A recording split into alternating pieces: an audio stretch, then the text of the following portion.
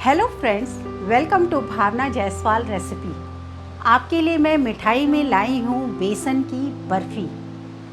बेसन की बर्फ़ी में ना तो मैं मावा यूज़ करूँगी और ना ही इसके अंदर घी। आश्चर्य की बात है ना। तो बिना घी के बर्फ़ी कैसे बनेगी, तो इसके लिए आपको वीडियो एंड तक देखना है। और चलते हैं झटपट किचन में और बनाना स्टार्ट करते हैं बेसन की बर्फ़ी।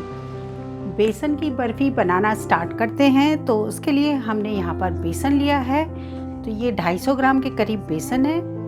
और इसके अंदर अब हम मलाई ऐड कर लेते हैं। तो ये 1/4 के करीब मलाई है। इसे डालकर और अच्छी तरह से हम मिक्स कर लेते हैं।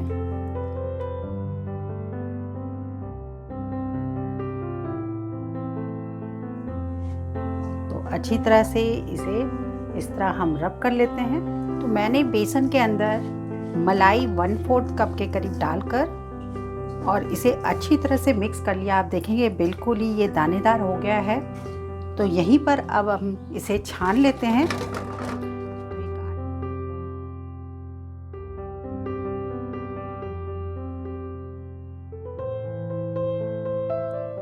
तो हमने बेसन को अच्छी तरह से छान लिया है और आप देखेंगे इस तरह दानेदार ये हो गया है।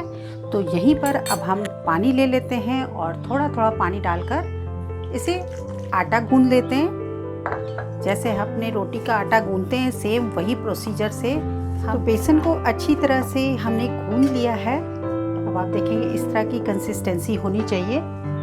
तो इसके अब हम 2 पेड़े बना लेते हैं और इस तरह बनाते हुए हो जाएगा। और यहाँ पर इसे बेलना स्टार्ट करते हैं। तो हमें एक रोटी फॉर्म करनी है।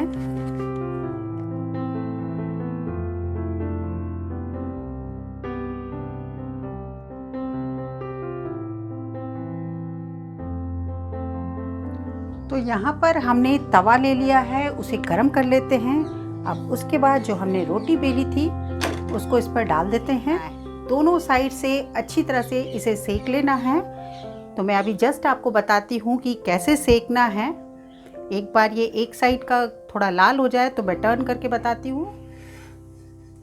आराम से ये टर्न हो गया।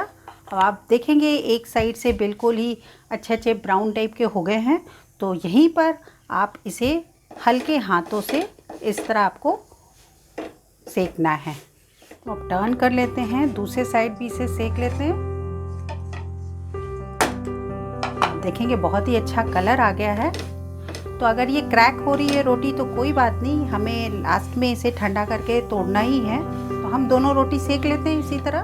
तो हमने बेसन की जो रोटी बनाई थी बिल्कुल अच्छी तरह से सेक ली है। तो देखेंगे दोनों तरफ से अच्छी साइड से सेक लिया है। तो इसे जब ठंडा हो जाए, बिल्कुल ठंडा हो गया है, तो इसे हम तोड़कर और इसे ग्राइंड कर लेंगे। तो हमने बेसन की रोटी को पीस लिया था। पीसने के बाद इस तरह की कंसिस्टेंसी आई है। आप देखेंगे पीसा तो हमने इसके अंदर बिल्कुल दानेदार आ गया है, ये पाउडर रूप में फॉर्म हो गया है। तो यहीं पर क्या करेंगे कि एक बार और छान लेते हैं। इस तरह इसे हम छान लेंगे तो ये बेसन की बर्फ़ी बिल्कुल दानेदार बनेगी। तो हमने इस तरह छन्ने के बाद इस तरह की कंसिस्टेंसी आएगी। हमने कढ़ाई ले ली है और गरम करने के बाद उसके अंदर हम ये जो बेसन को छाना था वो डाल देते हैं और इसे स्लो में ही बिल्कुल 5 मिनट के करीब लगेगा इसे भूनने में। तो इसे अच्छी तरह से भून लेते हैं जिससे कि ये चारों तरफ से ये सुनहरा भी हो जाए और इसके अंदर बहुत अच्छी खुशबू आ जाएगी। वैसे तो आप देख रहे होंगे कि हमें 5 मिनट हो गया है इसे भूनते हुए और ये बिल्कुल इसका कलर चेंज हो गया है, दानेदार भी है बिल्कुल। तो खुशबू भी बहुत अच्छी आ रही है। तो यहीं पर अब हम ऐड कर देंगे 1/2 कप के करीब मलाई बताया और इसे अच्छी तरह से बेसन में मिक्स कर लेते हैं। मलाई ऐड करने से क्या होगा कि ये घी का भी काम कर जाएगा और मावे का भी काम कर जाएगा। तो बहुत अच्छी तरह से चारों तरफ से इसे मिक्स कर लेते हैं हम। तो बेसन बहुत अच्छी तरह से मलाई डालकर भुन गया है। 2 मिनट के करीब हमने भुना है। तो आप देखेंगे इसका कलर भी बहुत ही अच्छा आ गया है। तो यहीं पर गैस को ऑफ कर लेते हैं और इसे दूसरे बर्तन में निकाल लेते हैं। तो यहीं पर हमने कढ़ाई में अब चाशनी बनाना स्टार्ट करते हैं। तो हमने जितना बेसन लिया था उतना ही 2 कप के करीब चीनी है। तो इसे इसके अंदर डालने के बाद इसके अंदर अब हम पानी ऐड कर देते हैं। तो जितना चीनी बिल्कुल अच्छी तरह से घुल गया है, पानी में बबल्स आने लगे हैं और इसे हमें 1 तार के करीब चाशनी बनानी है।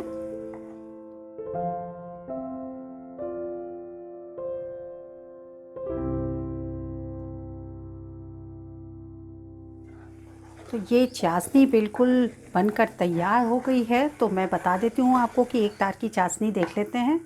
तो इस तरह हाथ में लेते हुए आप इस तरह लीजिए और ये इस तरह फॉर्म होने लगेगी। आप देखेंगे एक इसमें से जो लर होता है इस टाइप का आपको निकल रहा है, देखिए इसके अंदर से। और यहाँ पर फ्लेम को आप बिल्कुल स्लो रखेंगे और उसके अंदर हम ये ऐड कर देते हैं बेसन जिसे हमने भुना था। और डालने के बाद इसे हम मिक्स कर देते हैं इसके अंदर को। फ्लेम को यहाँ पर स्लो रखेंगे।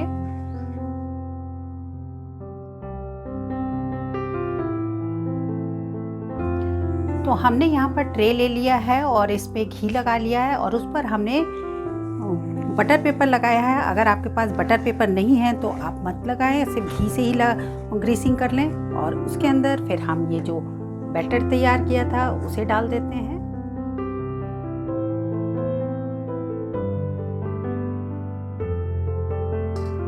और इसे थोड़ा सा टैप कर लेते हैं।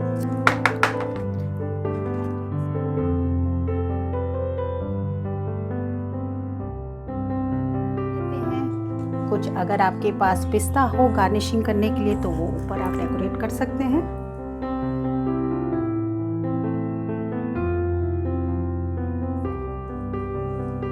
और इसे अब हम 2 घंटे के लिए ऐसे ही रख देते हैं। तो ये बर्फी बिल्कुल जमकर तैयार हो जाएगी, रेडी हो जाएगी और उसके बाद हम इसकी कटिंग करेंगे।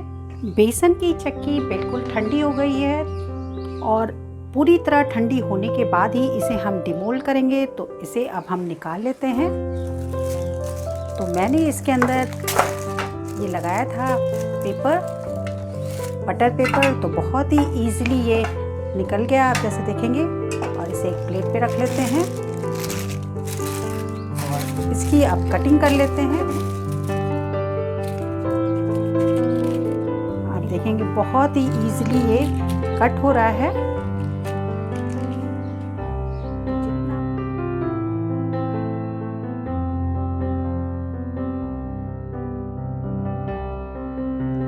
बेसन की चक्की बिल्कुल बनकर रेडी हो गई है।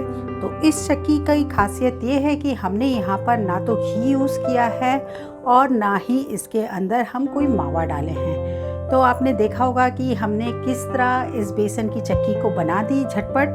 तो अब आपको मैं टेक्सचर इसका दिखा देती हूँ। आप देखेंगे लुक वाइज सब तरफ से, आगे से सब तरफ से आपको दिख रहा होगा कि बहुत ही ये दानेदार बना है। तो मैं इसे अब तोड़कर भी दिखा देती हूँ। आप देखेंगे अंदर से भी बहुत ही दानेदार है और ये बहुत ही टेस्टी भी है। आप देखिए दानेदार है, तो ऐसा नहीं है कि ये मावे का नहीं है तो बिल्कुल दानेदार नहीं है। तो बहुत ही यमी और टेस्टी बना है ये बेसन की चक्की। तो अगर फ्रेंड्स आपको अच्छा लगे ये वीडियो तो लाइक ज़रूर करें। पहली बार मेरे चैनल पर आए हैं तो सब्सक्राइब करना ना भूलें। Till then, goodbye and have a happy cooking. Bye.